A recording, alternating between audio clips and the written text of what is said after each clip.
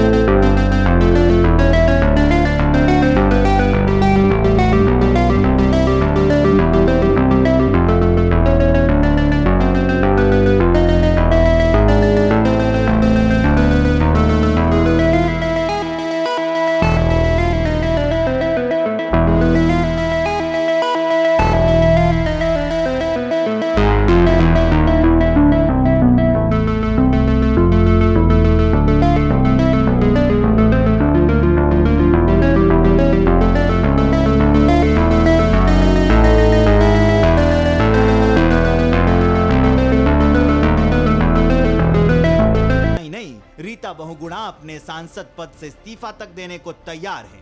Party high command को चिट्ठी तक लिख दी है। जानते हैं क्यों? अपने बेटे मयंक जोशी को टिकट दिलाने के लिए, वो भी लखनऊ कैंट की विधानसभा सीट से।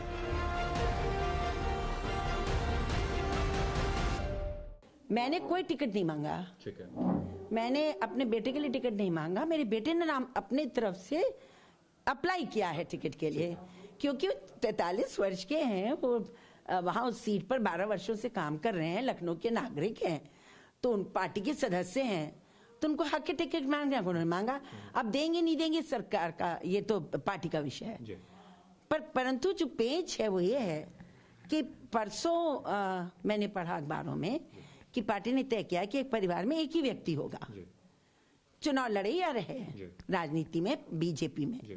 तो मैंने उनको ये सुझाव आज पत्र लिखा नड्डा जी को कि मैं अपना वर्तमान, अगर आप मैं इनको टिकट देते हैं तो मैं पहले भी डिक्लेयर कर चुकी हूँ 2024 में मैं संन्यास लूंगी अपनी चुनावी राजनीति से। तो मैं आज वो सीट छोड़ने को तैयार हूँ। ये वही रीता बहुगुणा जोशी हैं जिन्होंने कांग्रेस पार्टी को छोड़कर बीजेपी ज्वाइन की थी, और जिस लखनऊ कैंट विधानसभा सीट से रीता बहुगुणा जोशी अपने बेटे के लिए टिकट मांग रही हैं, वो बीजेपी के पास है। हालांकि 2 बार खुद इस सीट से रीता बहुगुणा जोशी विधायक रह चुकी हैं, मगर इस बार वो अपने बेटे को टिकट क्यों दिलाना चाहती हैं, इस पर उनकी अलग ही दलील है। नो कैंट वाली जो सीट है मैम, आप उससे विधायक रही हैं, वहां पर मयंक काम कर रहे हैं, लेकिन इस वक्त वहां पर बीजेपी के विधायक हैं। वहां सुरेश तिवारी का टिकट पार्टी युवा मांग रही है, और सुरेश तिवारी भी 65 के हो रहे हैं, और सुरेश तिवारी जी की छवि बहुत अच्छी नहीं है, तो मैंने उसने मांगा है टिकट। बीजेपी में ऐसे कई मंत्री, सांसद और नेता हैं जो अपनी सियासी विरासत को आगे बढ़ाने के लिए बेटे बेटियों को चुनावी मैदान में उतारना चाहते हैं। इसी कड़ी में एक बड़ा नाम है उत्तराखंड के पूर्व मंत्री हरक सिंह रावत का।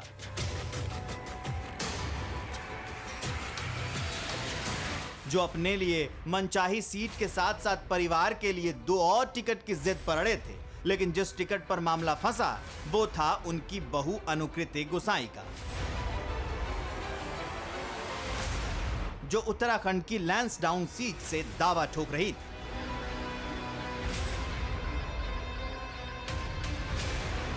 हरक सिंह रावत पहले कांग्रेस में थे, चुनावों से पहले बीजेपी ज्वाइन की, जीत भी हासिल की, बीजेपी ने मंत्री बनाया, मगर टिकटों के लिए बगावत करने वाले हरक सिंह रावत को बीजेपी ने आधी रात पार्टी और सरकार से बाहर निकाल दिया। हरक सिंह जी हमारे साथ मंत्रिमंडल में भी थे। जब भी वो कांग्रेस छोड़कर भाजपा में आए थे, मैं पूरा उनका सम्मान किया। वो टिकट के मामले को लेकर काफ़ी बार जो है मीडिया में ये आ रहा था कि अन्य दलों के संपर्क में भी हैं। हमारी पार्टी सबका साथ, सबका विकास, सबका विश्वास और सबका प्रयास, इस आधार पर काम करने वाली पार्टी है। दरअसल हरक सिंह रावत की बहू अनुकृति गोसाई ने उत्तराखंड की लैंसडाउन सीट से पहले ही मोर्चा संभाल लिया था।